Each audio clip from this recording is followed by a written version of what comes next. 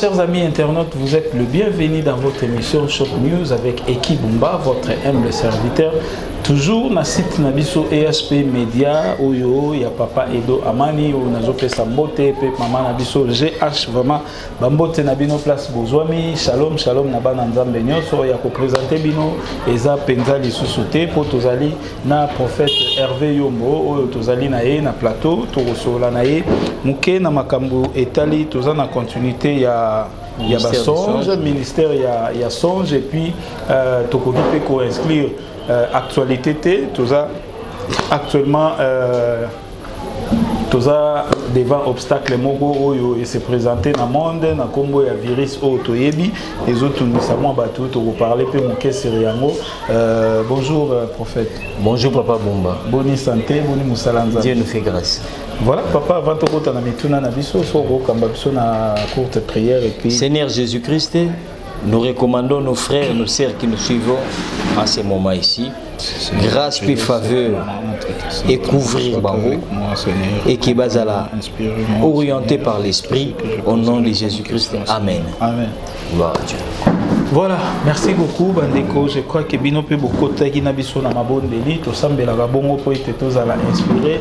Na ye moko nzambe ezala te makanisi ko uta na biso kasi ezala plus makanisi to ba penser ya nzambe nde kati na biso toza batu tokoki pe ko rater kasi mingi to sengaka molimo mosantu nde ekamba biso yango wana tobondelaka avant émission na biso ebanda. Voilà prophète Hervé Yombo tomonaki topesaki la fois passée pas détail selon ministère ya Songe nini oyo préparer les sous pour la journée mokoma lelo pour na bananzambe. Gloire à Dieu. Na kati ya mystère ba Songe tobi ke hier Songe na trois sources. Oui. Source à l'émotion Nzambe, Yami Baleza Satana et Yami Satuzali Makanisi. Oui. Et c'est pourquoi Ecclésiaste et Bissibiso ke ba songe mingi et yaka par rapport ya Makanisi ya mitu ya batu. Donc na mona papa Bumba na kanisi papa na butupe ya kolotai. Ou soit na kanisi le papa Bumba ma bébé a chemise à Beverly la tio. Ah chemise ya ba occultiste. Na butu na moni papa Bumba au finanga kingo par exemple. Or déjà na pesa qui porte d'entrée mongo du fait que na mutu nanga na déjà inspiré que c'est mis en les arabes occultiste. Ote na besoin ya mbongo makasi na raisonner mbongo na butu na loti ba ko pesa nga ba mbongo. Siko na attribuer ndoto na panzambe. Siko na zelike ndoto na kokisa mite. Na comme moi c'est comme si na l'autre abandoto kokisa marate. Et c'est de là que vous voyez que batumi bakot na kati ya ba conflit. Il y a des saisons par exemple oyo bango ba yo kaka ou ba l'autre bakansaka batumabe. Donc ils pensent que en mal contre d'autres personnes. So amona o kaniselo ka mabe ande muto poussani ko za la beauté, ande muto sali boko za la beauté. Bref, penser les journaliers ils a assis sur le mal. Ceux qui muto bongo lali que cela ne vous étonne pas que alota mabe. Alota ka côté négatif. Exact. Et là on parfois aza impur na makanisi na ye. Et c'est là aussi ertokota na kati ya chapitre moko les phénomènes et les maris de nuit. Ne te comprendre ngo. Alors du fait que parce que ça émission déjà il faut qu'on nous sango déjà parce que c'est un thème dont nous allons vraiment exploiter cela à long et large d'ici là. Donc les phénomènes mari et femme de nuit. Et alors il y a un peu par rapport il y a ma pensée. Moi si ton mobile l'autre akazaka na mibali azaka na basi na mbeto ainsi de suite et donc on a écouté comme gravé dans l'esprit na yi. Parce que to yebi na ba maté ya misusu pe to zwa ndenge ya la ke bato ba mesana pe kotala ba film pornographique. Oui, il y a ligne des portes. Et ligne des portes on a y a pensé parce que du fait que tu as beaucoup vu cela et koti donc comme les ti mémoire to box na yo et zu yango etika nango.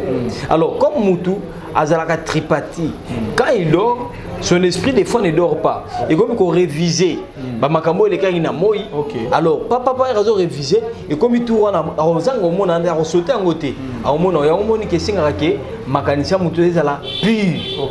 Et c'est ça.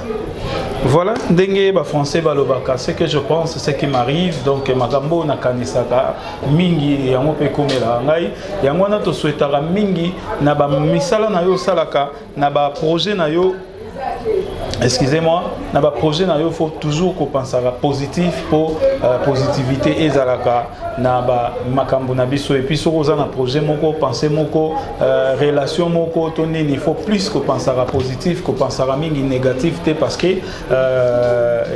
psychologue bazolo banabiso ce que je pense c'est qui m'arrive alors il faut toujours éviter que ba négativité et comme la rabiso oui papa toyo qui ndengo pesi biso ni wana mais exactement na côté penza il y a ba songe détail ni sous ce mot ça la biso na l'auto côté na bible kuna. Gloire à Dieu.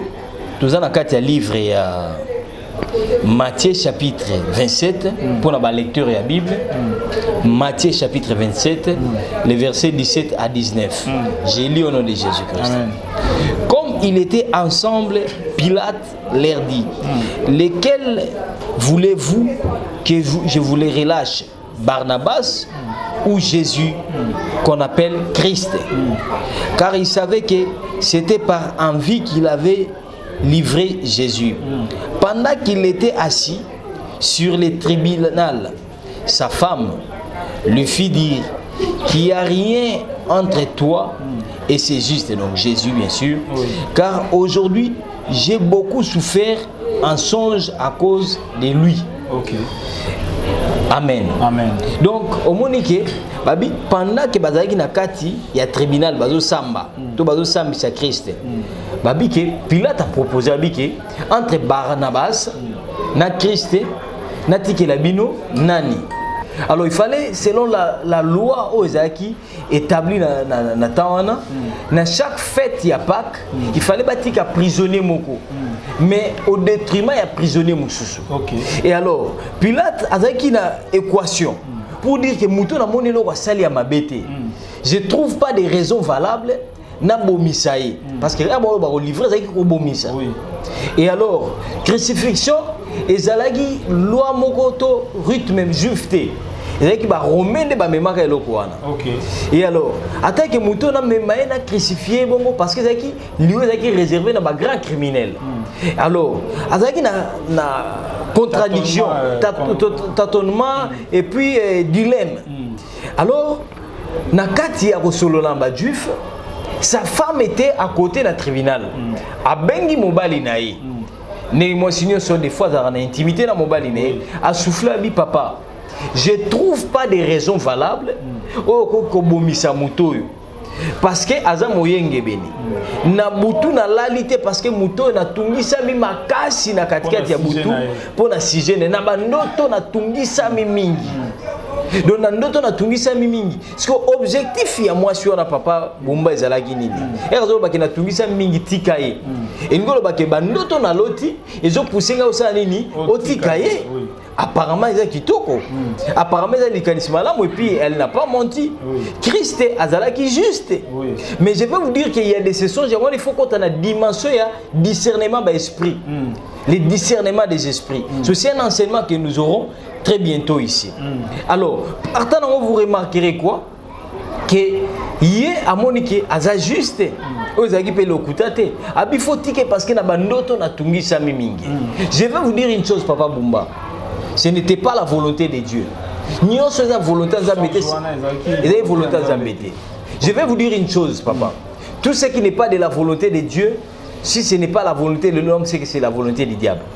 Mais dans les cas échéants, c'est que c'était la volonté du diable. Pourquoi je l'ai dit? Je m'appuie par rapport à mes chrétiens. Ma commis bisobo. Que Christ azola kaba disciple naïe.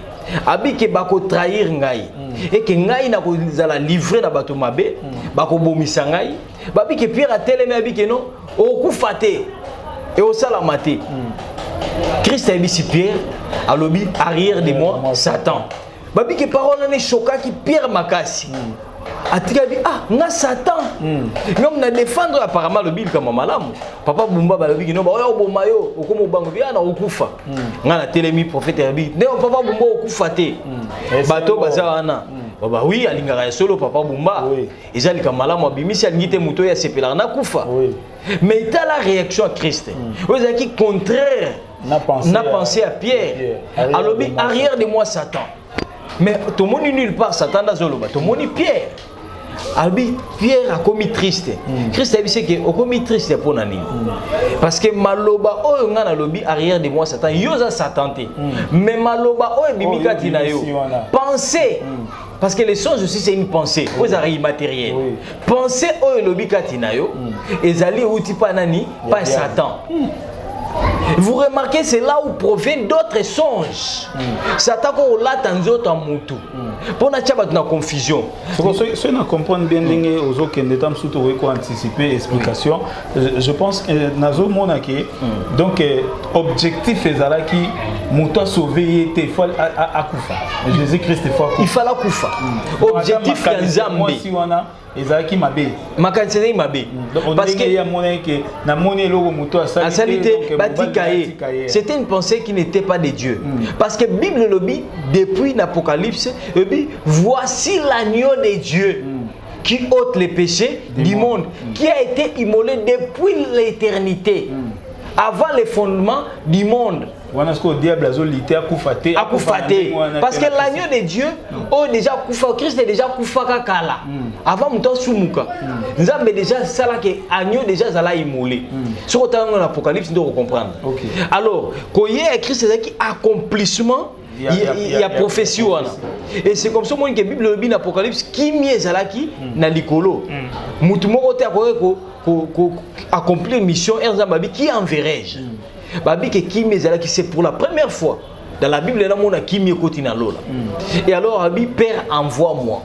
Donc papa Tindangai. Et à qui dit les sacrifices. Et sacrifice on a pourquoi dans le sacrifice il fallait ba bomaye, ba kataye mutu, ba butobola panzi. Et maintenant la femme vient avec la pensée pour dire que non na loti.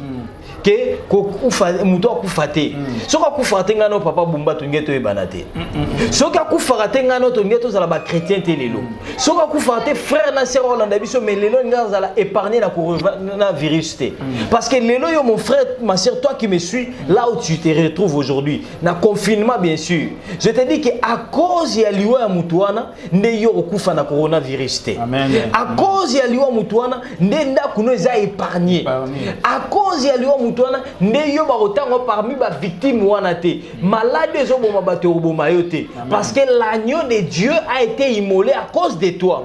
Mais cette femme s'élève avec un songe pour dire que akufate parce que aza juste na loti que non déjà mona tungisa na mutu na bandoto makasi. Et c'est de là que vous voyez qu'il y a de ces songes et utarana Satan. Je donne un exemple. J'ai vu une personne oyo avandi bazo l'accepter alali azolota ausala mariage.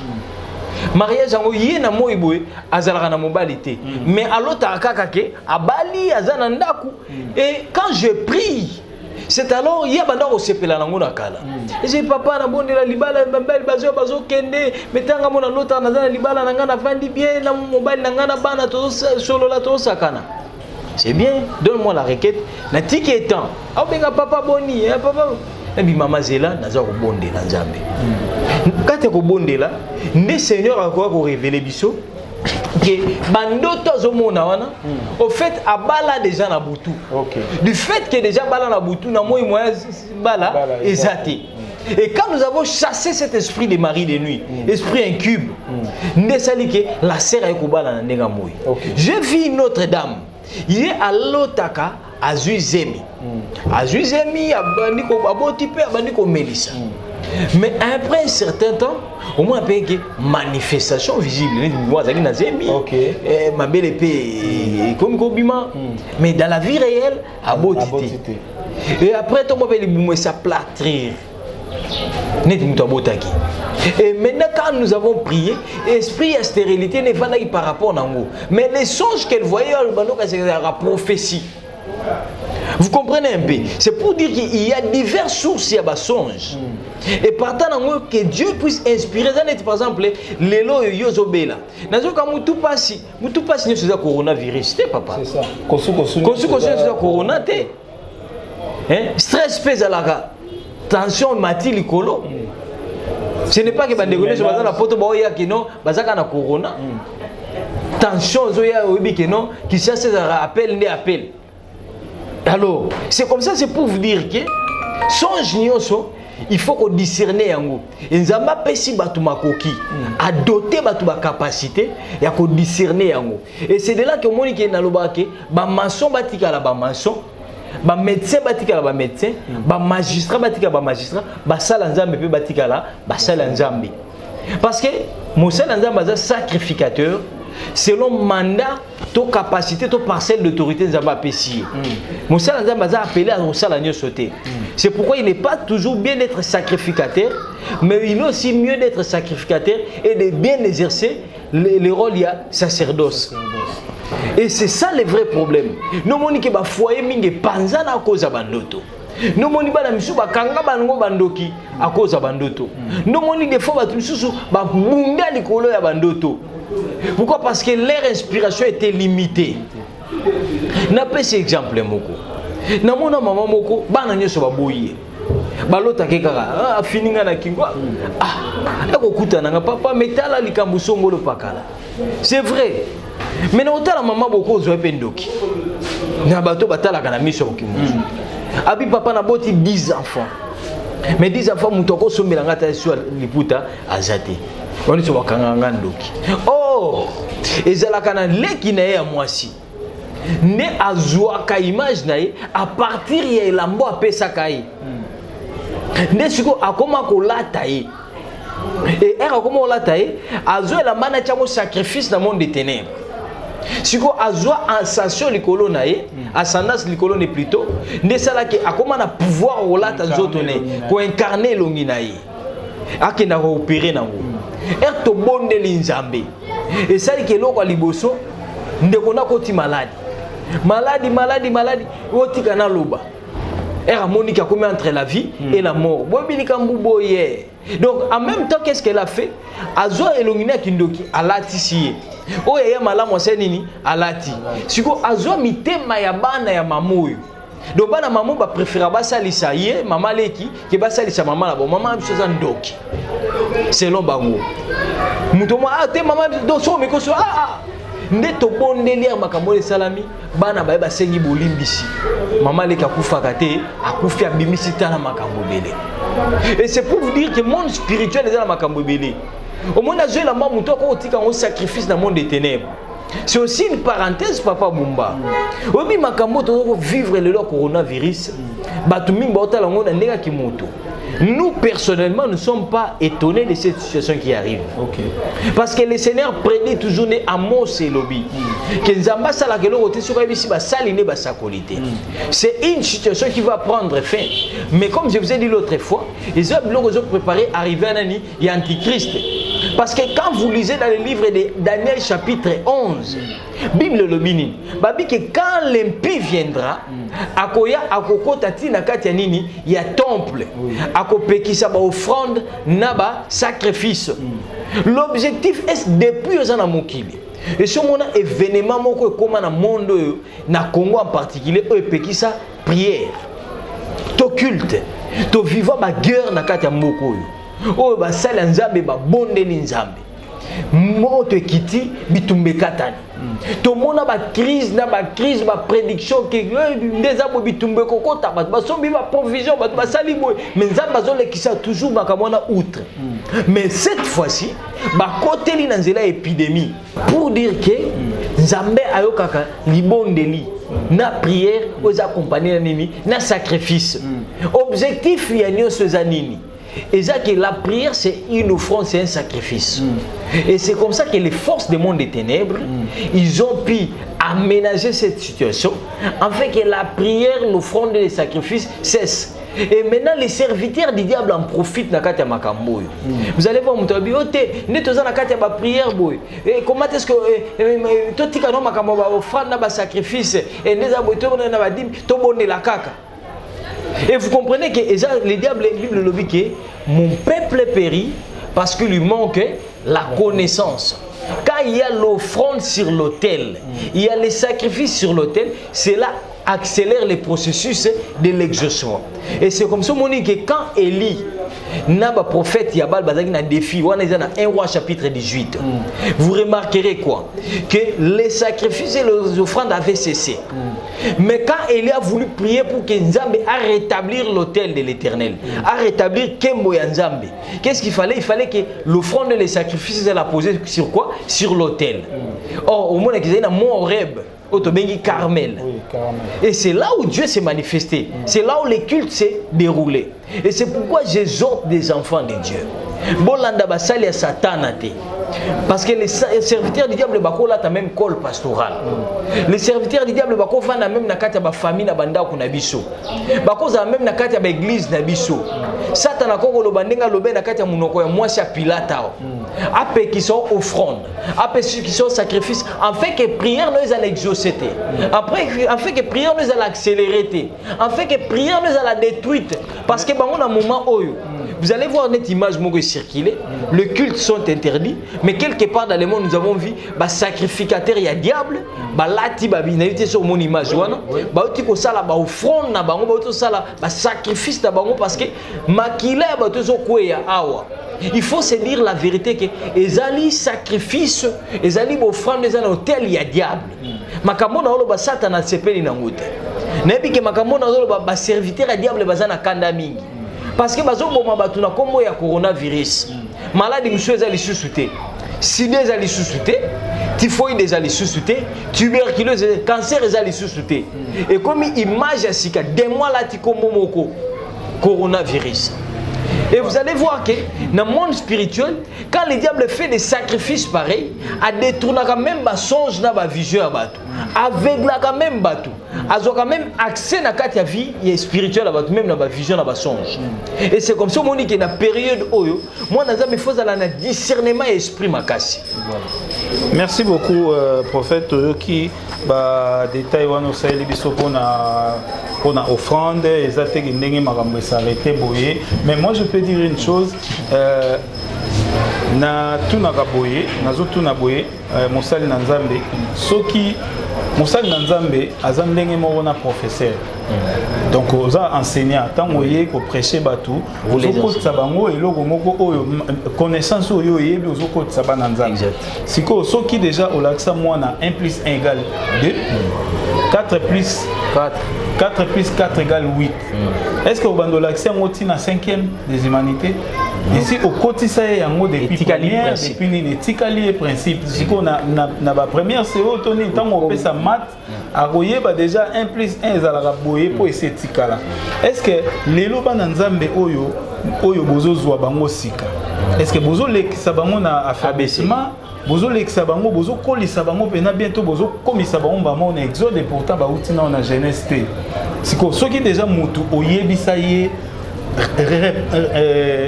sens il y a offrande, sens il y a dîme, sens il y a... Est-ce que vous pouvez marteler ça jour et nuit pour n'envoyer ça dans mon bateau? Oui. Au lobby comme malam comparaison parce que en réalité les sacrificateurs azapé enseignants. Oui. Bible lobby que c'est auprès les lèvres du sacrificateur doit garder la science parce que c'est auprès de lui qu'on apprend la loi. Et partant en gros il est avantageux toujours de répéter la répétition est la mère de la science. Parce que ils ont comme moi nettement malongate. Tu vois cet exemple pasteur Marcelo, tu finis était, tu le bini était mais la vidéo ils ont circulé. Je même ces vidéos ici mais tu vois balancer en moté. À lobby attendez ba arrêter ba nini ngana ozala awa dimanche na otia caméra na osani na reprêcher na hôtel. Mais au fond de notre MPSA, est-ce qu'il faut recommander cela comme ça ou bien oui, le problème c'est quoi? Na classe batunio so bazalaka na niveau de connaissance.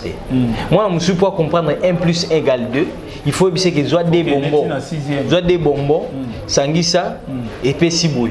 OK même ti aujourd'hui des téléphones. Aussi téléphone plus téléphone. Si on appelle sur mon égal combien 1. Donc ça limite 2. Donc cela revient dire que bah si on appelle ça cours en auditoire, il faut au même abattre sur le même niveau.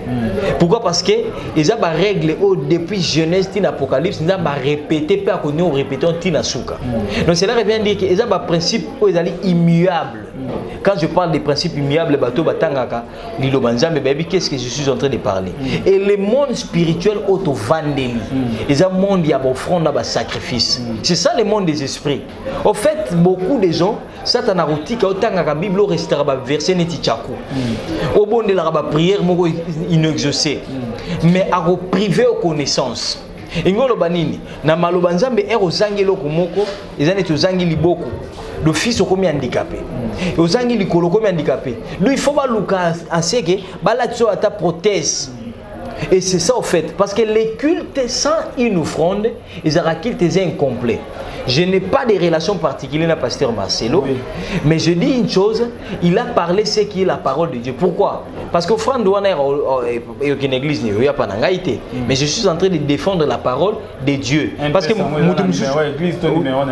même ceux vous croyez que ceux qui ont un numéro, il y a église. Ceux qui peut-être à l'Ingazuango, à Ozwangote. Parce que qui gère l'église? N'importe le non, bon ça va papa et qui n'a pas géré en haut. Mais peut-être regarder dans Zorango. Mais le problème c'est la transparence et puis conscience parce que l'œuvre de Dieu c'est l'œuvre film ou nasimate. Ils ont l'œuvre à conscience. Ils ont été gênés au bimi libanda. Apparence ya batu bazo tala en apparence ya batu ils ont comme la mato ils ont bimaloko. Non ils ont œuvre diabolique. Ils ont comme lokola prêcher égal à l'offrande. Non, ils ont œuvre diabolique pour là, c'est l'œuvre du diable. Faire l'œuvre du diable. Ok. Penser ainsi, c'est faire l'œuvre du diable. Pourquoi? Parce que vous allez voir que quand les diables opèrent, ils ont offrande à Satan.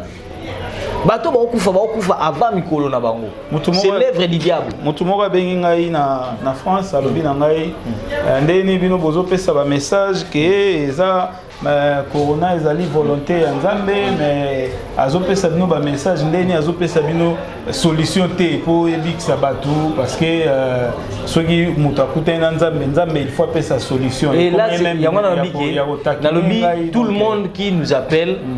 Je vais vous dire une chose, Papa Bumba, ça va vous aider aussi. Ce n'est pas tout le monde qui vous appelle au téléphone à Zamouan Nzambe. Neto sala ba mission ba ndoki balanda rabiso ba benga rapé. Menga na yeba rabino. Nabi ko na benga za ndoki.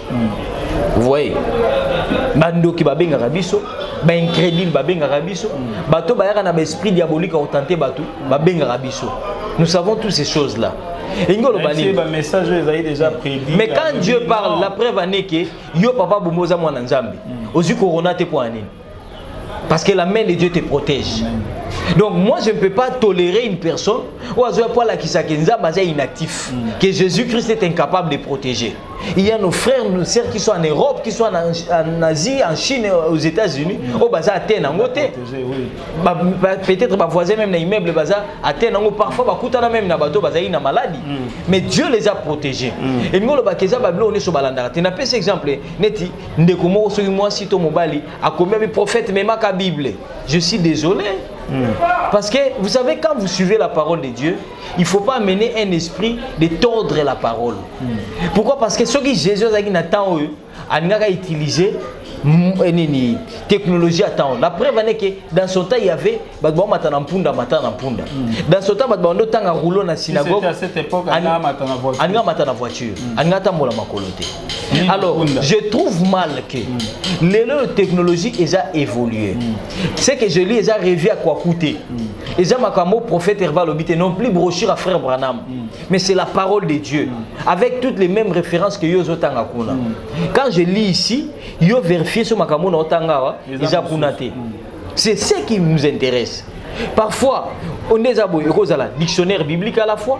Je fais des études bibliques à la fois. Donc, c'est pour dire qu'il ne faut pas avoir un esprit critique aux alliés diaboliques.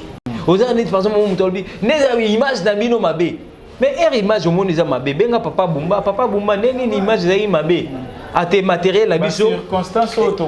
Oui, bien côté. Nous travaillons dans des conditions très difficiles. Papa Bumba vend la place mon angaïté. Place on a là, papa Bumba a habité. Place on a outil, papa Bumba a habité. Mais vous allez voir que Moutoya va dire qu'on critique. À place où vous avez mais offrez-nous une salle. Moutoumsou soya parfois. Moutoumsou soya parfois. Que au moins les églises dans bonne salité. Offrez-nous une salle. Ou soit arrange les circonstances.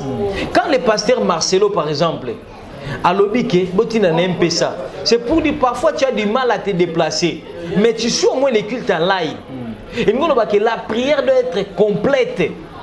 La prière, quand tu pries à la maison, aux autres bateaux que non, n'a pas de difficulté.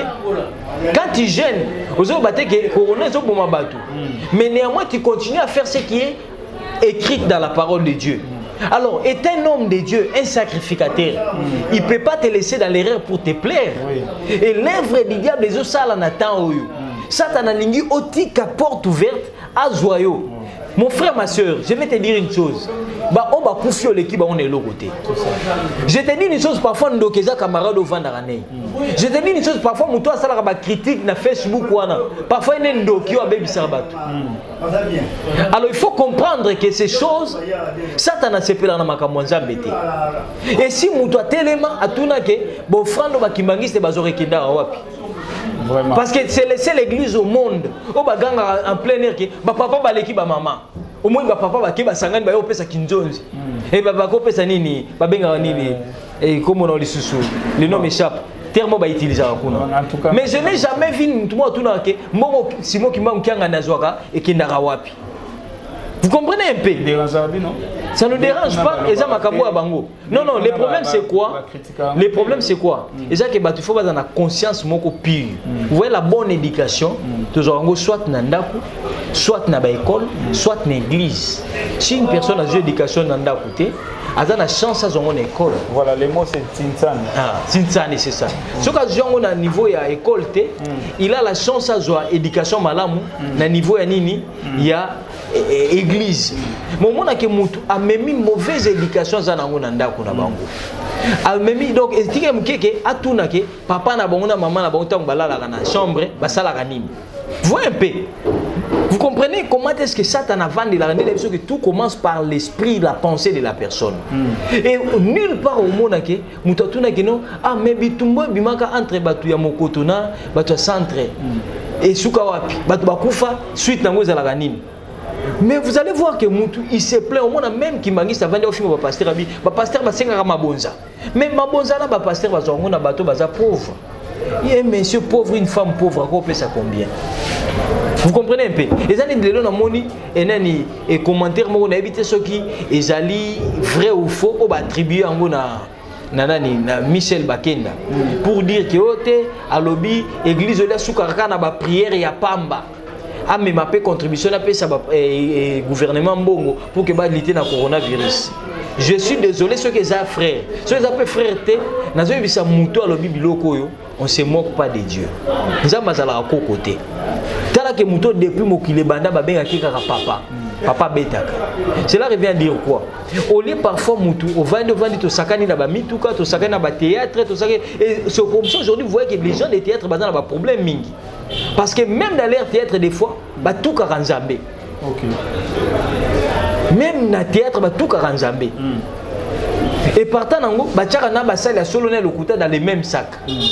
Mais il est difficile au monde que tout le monde a théâtre na sakana na divinité ba kimbangiste. Ah, mais papa, il est difficile au monde que ça na divinité ba musulman. Au monde a likambo Charlie na moni ko to continuer musulman. Non, là c'est la réalité purement congolaise. OK. Alors, il est difficile au monde que muto sali théâtre faux sango. Or ils sont là aussi. OK. Pourquoi il faut comprendre parce que Bananzambo baza Bananzamba solo. Mais Christ a dit que mes brebis entendent ma voix et la suivent. Balandara mungonga mercenaire te. Vous comprenez un peu? Et partant dans le monde c'est tout simplement la distraction. Yo Satan a besoin que Ozala Andora le Banzamba détruire. Quand tu n'as pas la possibilité de faire une offrande, pasteur Oya Kanyo Kachina Kingote, non non mon angote pasteur Abomi Mutumo pas faire offrande.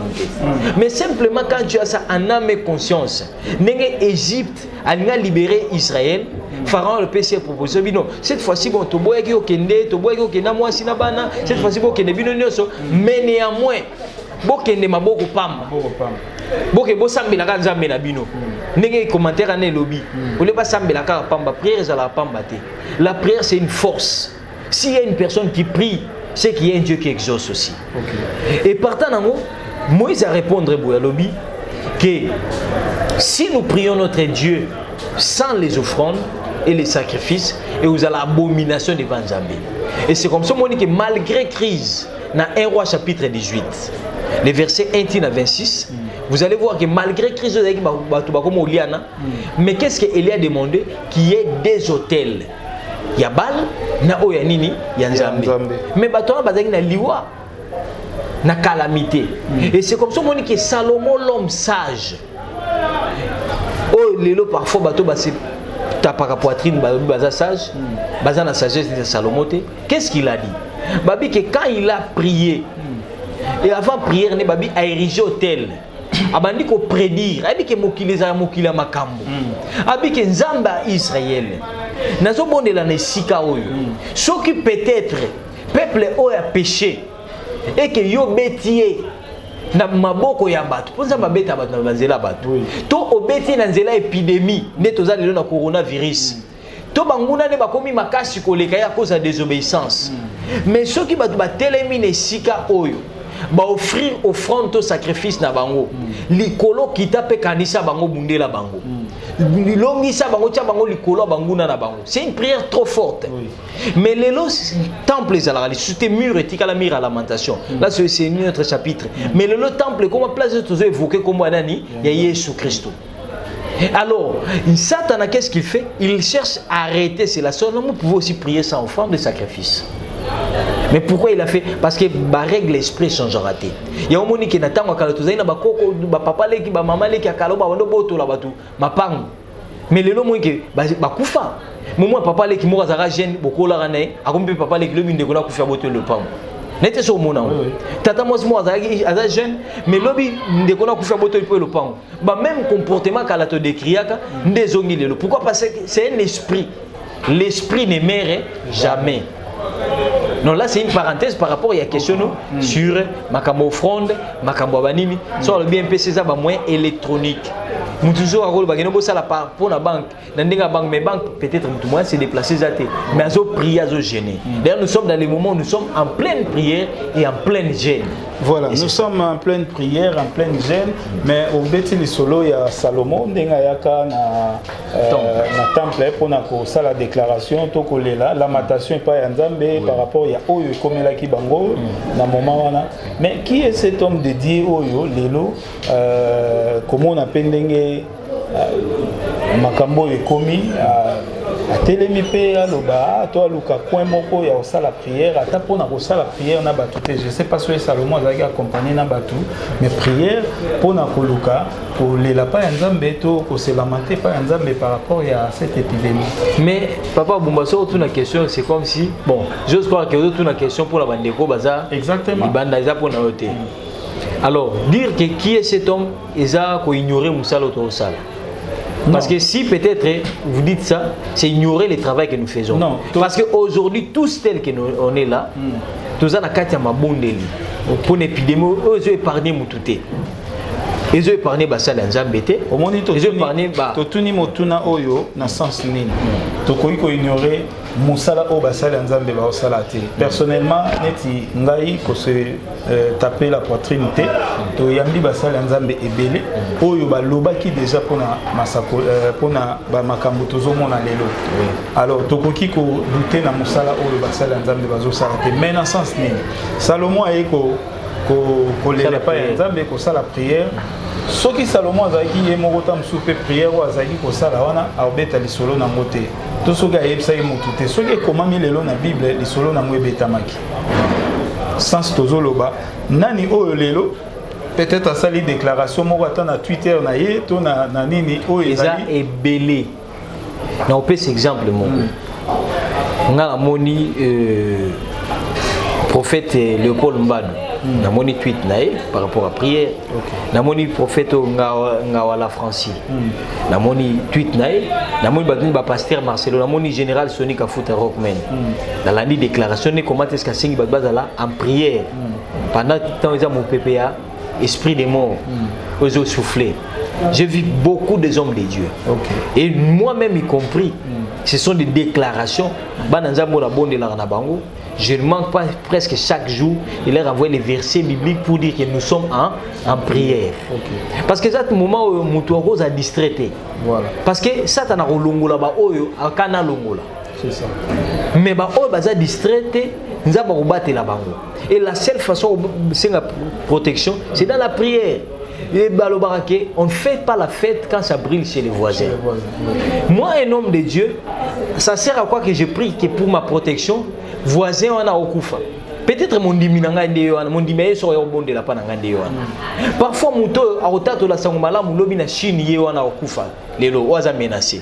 Donc j'ai l'obligation de prier pour tout le monde. C'est comme ça moni que écriture lobi na livre il y a Jérémie qui bobonde la pona nation na même na captivité parce que bolangu na bino zo dépendre na moko bozali. Donc nous prions pour nos frères au bazan en Europe, na France, na Belgique, na Suisse, na Allemagne, na Italie, na Espagne. Mawanzambe kitali kolona na Congo démocratique. La preuve est que ba statistique au ba européen ba sala na Congo to Afrique en particulier et zo za ndengo anate. Parce que tu es que en Afrique, on a des calamités. Nous avons même vu le président de Tanzanie, en Martin Ngomba Koko Bonde là.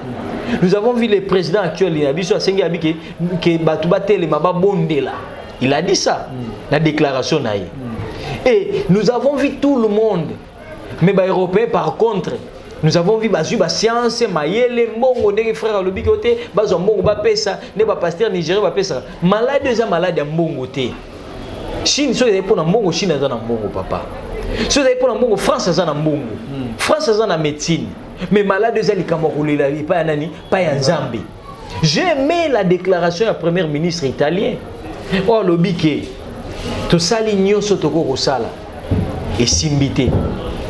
Mais misu na biso siko komikaka likolo panza benzamende secours ne tous en ont besoin. Voilà.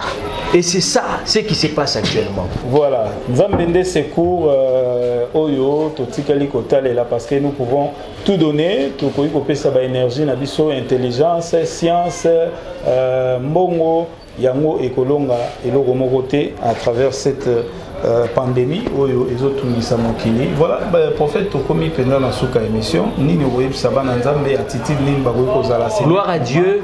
Et numéro na yo téléphone. Nathan tozali ezata une distraction te. Na sengi bato bazali banda to na kati ya mboka. To bondela nzambe. Nazongi toujours na prière ya Salomon. Abi soki calamité ye. Soki épidémie ye. Abi soki ba beleli yoka bango kitape bikisa bango. Soki ba bondeli na direction ya temple oyo. Yango mo Daniel abande ko bondela fongoli fenêtre na direction ya est. Parce que place dans Babylone et donc il fallait aller vers est pour que aller vers temple ya Jérusalem. Et partant dans na sengi ke bo bondela nzambe. Yo offre quand ta église bondela nzambe bisa nzambe nzambe ngana kinda ko bondela. Yo parfois pe opengwa na yo mais belela mawa nzambe nzambe za miséricordieux. Parfois que dans l'église té mais nzambe ayo que l'homme mawa parce que nzambe église za ba temple totongati mais c'est les cœurs, c'est les corps, et ça temple à Saint-Esprit. Et ça nzambe na za créature na yo. Ngana okufa liwa bandoki te. Ngana okufa liwa ba bongisi te. Na okufa liwa pandémie te. Na okufa liwa na tato la bonne no je ne mourrai pas, je vivrai. Je rencontrerai les merveilles de l'Éternel. Nzambe kitane lelo, nzambe bundela ngai, bundela libota na ngai, bundela mboka na ngai. Na bi que après mon pepo to tato la kombo nzambe. C'est le moment de jeûner, de prier, de chercher la face de Dieu. Mais je sais une seule chose. Épidémie va s'arrêter dans comme on a Jésus. Amen. Sans autres alliés, épidémie va s'arrêter. Je l'ai dit comme un homme de Dieu. Je l'ai dit comme une personne qui a écouté la voix de Dieu. Le Seigneur s'élève. Il fait cesser tous les crépitements des armes. Armes et pandémie. Nous avons arrêté en haut. Nous avons téléma pour confondre. Si vous avez une statistique de guérison, même pour la Moutazobela, attends Psaume chapitre 103, les versets 1 à 3. Et le but que c'est lui qui te guérit de toutes tes maladies. Si vous avez ta maladie, je te dis que c'est lui qui te guérit de toutes tes maladies. Amen. Même les sida, Dieu te guérit. Même les cancers, Jésus te guérit. Pour na yobe lina nute, je te demande. Au côté na kati ya psaume 91 otanga yango parce que alobi que épidémie ebetaka et ozoyote et je te laisse entre les mains du Seigneur Et je te dis, et la foi. Après Makambo, tu as parce que l'Éternel s'est levé, il fait arrêter tous les crépitements des armes. Et pour ceux qui veulent la prière, pour ceux qui veulent nous contacter, pour ceux qui veulent l'interprétation, le discernement des songes, vous pouvez nous contacter dans plus 243 84 27 51 720. Plus 243 84 27 51 720. C'est votre humble serviteur, le prophète Hervé Yombo. Que Dieu vous bénisse, papa, et qui Nzamba Pambola Bino Bouyo la Nabiso. Voilà, que Dieu vous bénisse aussi, prophète, l'homme de Dieu, et Dieu vous bénisse aussi, chers amis internautes. Bino Bakbopesaki Tana Bino Kolanda Biso, na moment Oyo, na émission Oyo Touti Kosolola, na le prophète Hervé Yombo. En tout cas, merci na Bino surtout Oyo, Bozo, Komela Biso, Bozo, Benga Biso, à travers nos émissions, tous avez Kosala, Kasi Soko Koma, Soko Mone Logo Kome, arranger Baninga Mususo Bakoma. Vous pouvez nous appeler à côté. Vous pouvez faire des remarques. Des remarques on a tout parce que permettent à Biso de changer et permettent à Biso de performer. Peut-être sur le plan technique, vous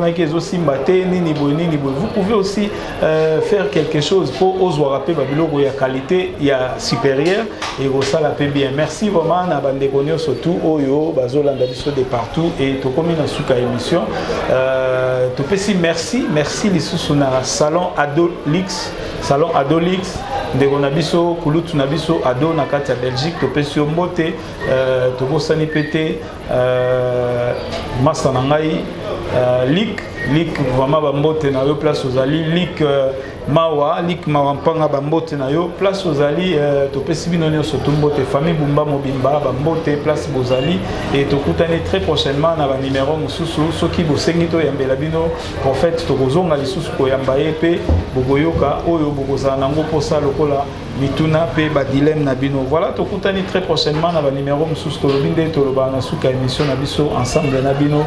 Glory be to God. Gloire raison à Panae. Bye. Bye. Que Dieu vous bénisse. Merci beaucoup.